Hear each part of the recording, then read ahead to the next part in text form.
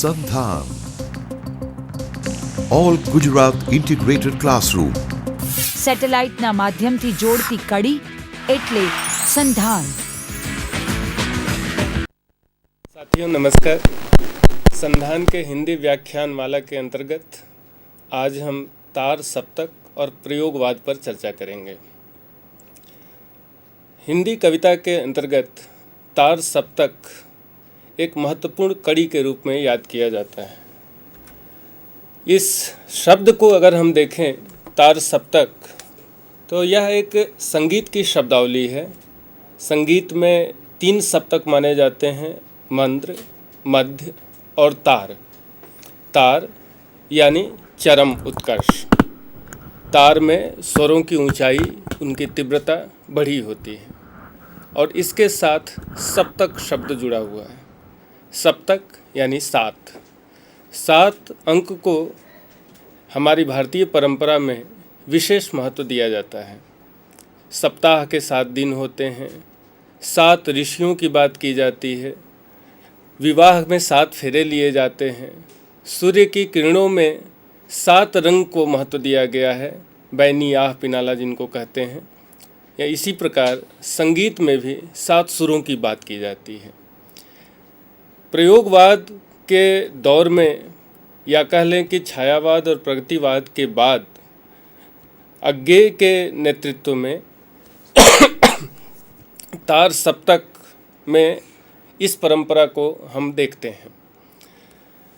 तार सप्तक और प्रयोगवाद के पृष्ठभूमि कौन सी रही, इसको जानने के लिए हम तत्कालीन सामाजिक एवं राजनीतिक परिवेश पर एक नज़र डालें तो पता चलता है कि वह समय भारत सहित दुनिया के अनेक देशों में स्वाधीनता संघर्ष का समय था। मार्क्सवाद का न केवल उदय हो चुका था, बल्कि रूस आदि अनेक देशों में उसका बहुत ज़्यादा प्रभाव दिखाई पड़ता था। रूस में तो बाकायदा वो लोग सत्ता में भी थे। मार्क्सवाद के ही प्रभाव से 1936 ईस्वी में भारत में प्रगतिशील लेखक संघ की स्थापना हो चुकी थी और पहले संगठन में प्रेमचंद ने उसकी अध्यक्षता भी की थी, लखनऊ अधिवेशन की। हमें यह भी याद रखें कि 1939 से 1945 तक का जो काल है वह द्वितीय विश्व युद्ध का काल है। पूरी दुनिया एक अलग तरह के हलचल से ग्रस्त भी थी और त्रस्त भी थी। साथ ही साथ यह वह दौर है जिसमें उद्योग एवं प्रौद्योगिकी के क्षेत्र में अभूतपूर्व विकास होता है। विज्ञान में ऐसे नए नए आयाम खुलते हैं, ब्रह्मांड के नए रहस्यों का उद्घाटन होता है और इन्हीं के साथ संचार साधनों का बहुत ही तेज़ी से विकास होता है, द्रुत गति से विकास होता है। ये सब मिलकर एक ऐसी परिस्थिति का निर्माण करते हैं जिसमें हमारी दुनिया को देखने की, समझने की दृष्टि बदलती सी नज़र आती है। इन्हीं दौर में, ऐसी ही परिस्थितियों में कविता को लेकर, हिंदी साहित्य में कविता को लेकर एक तरह का असंतोष नज़र आता है। वह असंतोष अपने पहले की प्रवृत्तियों से भी पैदा हुआ है, जिसमें छायावाद और ख़ास तौर से प्रगतिवाद की भी भूमिका रही है। छायावाद प्रगतिवाद के तर्ज पर ही प्रयोगवाद का नाम लिया जाता है। ध्यान देने की बात यह है कि प्रयोगवाद शब्द का प्रयोग इस तार सप्तक के कवियों के द्वारा नहीं किया गया था, बल्कि इस शब्द का प्रयोग इसके विरोधियों के द्वारा किया गया था। जिन लोगों ने प्रयोगवाद के कवियों का विरोध किया था, उन्होंने उन्हें प्रयोगवादी कहा था। जबकि जो तार सप्तक के कवि हैं या जिनको हम प्रयोगवाद के कवि कहते हैं, वो अपने आप को वादों से मुक्त रखने की बात करते हैं। यहाँ तक कि तार सप्तक के संपादक हीरानंद सच्चिदानंद वात्स्यायन अज्ञेय ने भी इसका लगातार विरोध किया। उन्होंने यहाँ तक कहा कि प्रयोग का कोई वाद नहीं है, हम वादी नहीं रहे, नहीं हैं, न प्रयोग अपने आप में इष्ट या साध्य है। ठीक इसी तरह कविता का भी कोई वाद नहीं है, हमें प्रयोगवादी कहना उतना ही सार्थक या निरर्थक है जितना हमें कवितावादी कहना। 1951 ईस्वी में दूसरे सप्तक की भूमिका में अज्ञे ये बात कहते हैं। प्रयोगवाद के कवियों ने कुछ विशेषताओं पर बल दिया जिनमें था वादों से मुक्ति। उन्होंने रचनात्मक संवेदनशीलता को सबसे ज़्यादा महत्व दिया बजाय विचारधारा के। यह वह समय था जिसमें द्वितीय विश्व युद्ध से उत्पन्न हुए संदेह, वैज्ञानिक उपलब्धियों से ज्ञात विराट के सम्मुख मनुष्य की नगण्यता का बोध हो रहा था और इस बोध को कवि अपनी कविता का विषय बना रहे थे। यह वह दौर है जिसमें भाषा एवं शिल्प में नए प्रयोग होते हैं। विराम चिन्हों का, कोष्ठकों का, उपवाक्यों आदि का अलग तरह से प्रयोग शुरू होता है और इन प्रयोगों को लोग प्रयोगवाद नाम देते हैं। लेकिन प्रयोग और प्रयोगवाद में काफ़ी फर्क है। प्रयोग अपने आप में इष्ट नहीं है, वह साधन है और दोहरा साधन है, क्योंकि एक तो वह उस सत्य को जानने का साधन है जिसे कवि प्रेषित करता है, दूसरे वह उस प्रेषण की क्रिया को और उसके साधनों को जानने का भी साधन है। अर्थात प्रयोग द्वारा कवि अपने सत्य को अधिक अच्छी तरह जान सकता है और अधिक अच्छी तरह अभिव्यक्त कर सकता है। प्रयोग, अज्ञे का ये कहना है कि प्रयोग निरंतर होते आए हैं और प्रयोगों के द्वारा ही कविता या कोई भी कला, कोई भी रचनात्मक कार्य आगे बढ़ सका है। जो कहता है कि मैंने जीवन भर कोई प्रयोग नहीं किया, वह वास्तव में यही कहता है कि मैंने जीवन भर कोई रचनात्मक कार्य करना नहीं चाहा। ऐसा व्यक्ति अगर सच कहता है तो यही पाया जाएगा कि उसकी कविता कविता नहीं है, उसमें रचनात्मकता नहीं है, वह कला नहीं है, शिल्प है, हस्तलाघव है। अज्ञे का ये कथन प्रयोग और प्रयोगवाद के द्वंद्व को बहुत अच्छी तरह स्पष्ट करता है। दरअसल प्रयोगवाद का जो पूरा का पूरा दौर है, उसको समझने के लिए थोड़ा सा अगर हम और पीछे चलें और मानव प्रवृत्ति को या हमारे मस्तिष्क में चलने वाले द्वंद्व की तरफ नज़र डालें तो बातें और स्पष्ट हो जाती हैं। केवल आज के दौर में या प्रयोगवाद के दौर में ही नहीं, हम थोड़े मोटे तौर पर कहें तो साहित्य में दो तरह की प्रवृत्तियों के बीच एक तरह का अघोषित द्वंद्व चलता रहता है। एक तरफ समाज पर बल दिया जाता है और दूसरी तरफ व्यक्ति पर। एक तरफ समूह और शास्त्र को ज़्यादा महत्व दिया जाता है, उसकी बातें ज़्यादा होती हैं। दूसरी ओर निजता की और स्वाधीन चेतना की बात की जाती है। अगर हम हिंदी साहित्य को केंद्र में रखकर प्रयोगवाद से पहले के 4-5 युगों की बात करें तो ये बात और स्पष्ट हो जाती है। भारतेंदु युग के बाद श्रीधर पाठक आदि जब आते हैं तो उनकी कविता को स्वच्छंदतावादी कविता कहा जाता है। उस स्वच्छंदतावादी कविता में प्रकृति को महत्व दिया जाता था और पहले के बने बनाए ढांचे से बाहर निकलने की कोशिश भी की जाती थी। मसलन जो ब्रजभाषा कविता थी या उसके जो कुछ खास तरह के नियम थे, उनसे मुक्त होने की बात की गई थी। ठीक उसके बाद द्विवेदी युग आता है जिसमें एक रूपता लाने की, नियमों में बद्ध करने की या पुराने शास्त्रों से प्रेरणा ग्रहण करने की बात की जाती है और एक तरह से कह सकते हैं कि सामाजिकता का महत्व उसमें बढ़ता है। ठीक उसके बाद छायावाद आता है जिसमें वैयक्तिकता की, कल्पना की, प्रकृति की बात ज़्यादा होने लगती है, उसमें लाक्षणिकता की बात ज़्यादा होती है और कह सकते हैं कि छायावाद द्विवेदी युग के नियमों से एक तरह की छूट लेना चाहता है।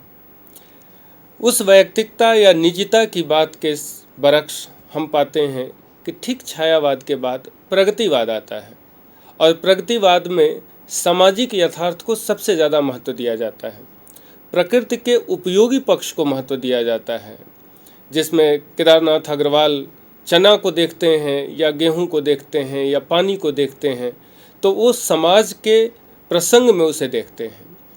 हम पाते हैं कि प्रगतिवाद के बाद प्रयोगवाद आता है, यानी हम इसे अगर एक क्रम का रूप लें तो एक बार समाज की तरफ पलड़ा भारी होता है और उसके बाद व्यक्ति की तरफ होता है। ये समाज और व्यक्ति का द्वंद्व, वैयक्तिकता और सामाजिकता का द्वंद्व जो हमारे भीतर चल रहा होता है, वह बार बार साहित्यिक प्रवृत्तियों में या साहित्यिक आंदोलनों में भी नज़र आता है। इसी प्रक्रिया के अंतर्गत हम पाते हैं कि प्रयोगवाद में निजता को, बौद्धिक अंतर्दृष्टि को और आधुनिक भावबोध को विशेष महत्व देते हुए उसके कवि नजर आते हैं। दरअसल तार सप्तक और प्रयोगवाद, इन दोनों के मूल में हम देखें तो पता चलता है कि तत्कालीन दौर में उस समय की सांस्कृतिक सामाजिक परिस्थितियों के कारण एक अलग तरह का भावबोध पैदा हो रहा था, जिसे हम आधुनिक भावबोध कह सकते हैं। इस भावबोध के पीछे हम वैचारिकता की प्रेरणा को देखते हैं। कविता पर वैचारिकता का दबाव बढ़ रहा होता है। दरअसल इसके पीछे भी बहुत सारी प्रक्रियाएं एक साथ चल रही होती हैं। भारत में देशभक्ति का उदय, अंग्रेज़ों के खिलाफ एक राष्ट्रीय चेतना का उदय हो चुका होता है। छायावाद के कवि बार बार देशभक्ति की ओर प्रेरणा जगाते हैं। देशभक्ति और सांस्कृतिक चेतना को लेकर के उनका बोध बहुत गहरा होता है और वो उनकी कविताओं में परिलक्षित होता है, चाहे वो निराला की कविता हो, जयशंकर प्रसाद जी की कविता हो, यहाँ तक कि उनके नाटकों में भी हम इस प्रवृत्ति को देख सकते हैं। यह राष्ट्रीयता की भावना, ये सांस्कृतिक चेतना आगे बढ़ते हुए जन चेतना या कह लें कि स्वचेतना के रूप में परिवर्तित हो जाती है। जब स्वचेतना आती है तो आधुनिक भावबोध से वो जुड़ती है।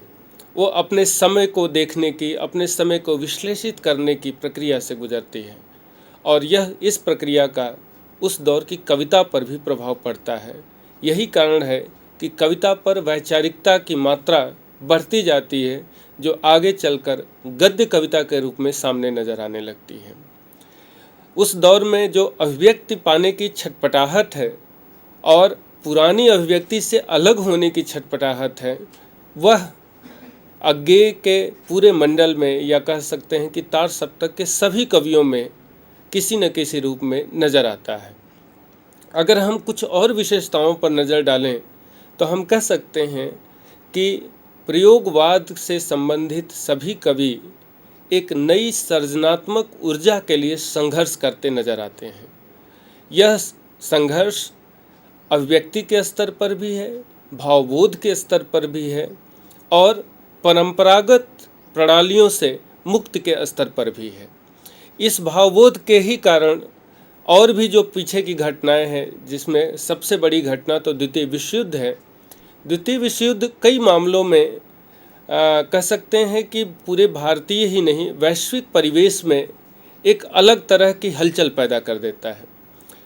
पहली बार आस्था का अभूतपूर्व विघटन होता है, जिससे न केवल युद्धरत देशों के लोगों में बल्कि पूरी दुनिया में एक तरह की अनास्था या कहें विसंगति या विघटित मानव मूल्यों को लेकर लोगों में चिंता भी पैदा होती है और उसके चित्रण पर भी तत्कालीन कवि बल देना शुरू करते हैं। उस दौरान कल्पना बिंबों के स्थान पर विचार बिंबों को महत्व देने की प्रवृत्ति बढ़ती नजर आती है। साथ ही मानव अवचेतन में झांकने का प्रयास किया जाता है। दरअसल ये जो कल्पना बिंब और विचार बिंब की बात है, आचार्य रामचंद्र शुक्ल ने बहुत पहले कहा था कि ज्यों-ज्यों युग जटिल होता जाएगा, कवि कर्म भी जटिल होता जाएगा, परंतु साथ ही कविता की ज़रूरत बढ़ती जाएगी। तो ये कवि कर्म की जटिलता युग की जटिलता से जुड़कर सामने आती है और जब उसमें वैचारिकता का दबाव बढ़ता है तो काल्पनिक बिंबों के बजाय वैचारिक बिंबों को की कह सकते हैं कि उनकी प्रवृत्ति बढ़ती है और साथ ही साथ मानव की भीतर की जटिलताओं को उसके अवचेतन में झांकने का प्रयास कवियों द्वारा ज़्यादा किया जाता है। इसी प्रयास के परिणाम के रूप में एक शब्द जो बाद में बहुत प्रचलित हुआ, उसे फंतासी की का सृजन होता है, जिसको सबसे ज़्यादा मुक्तिबोध ने प्रयोग किया। केवल फंतासी ही नहीं, अन्य भी नए शब्दों का प्रयोग किया गया, नई अर्थध्वनियों का प्रयोग किया गया, नई भाषा की तलाश की गई और इसी प्रक्रिया में नई सौंदर्याभिरुचियों का विकास किया गया। दरअसल सौंदर्य की जो चली आ रही परंपरा थी या जो प्रणाली थी, उस सौंदर्य बोध से एक तरह के असंतोष का भाव इन कवियों में नज़र आता है। दरअसल इस असंतोष के पीछे आधुनिक चेतना की बड़ी भूमिका रही है। आधुनिक चेतना हमें वर्तमान का एहसास कराती है। उस चेतना के कारण ही हमें पता चलता है कि हम कहाँ खड़े हैं। और तार सप्तक इस दृष्टि से बहुत महत्वपूर्ण हो जाती है कि रामस्वरूप चतुर्वेदी और अन्य आलोचकों ने भी तार सप्तक को हिंदी साहित्य में आधुनिक संवेदना का सूत्रपात करने वाली रचना मानते हैं। दरअसल ये आधुनिक संवेदना और आधुनिकता की अवधारणा यह उसी दौर में क्यों आती है, यह बहुत विचारणीय है। आधुनिकता की अवधारणा केवल काल सूचक नहीं है।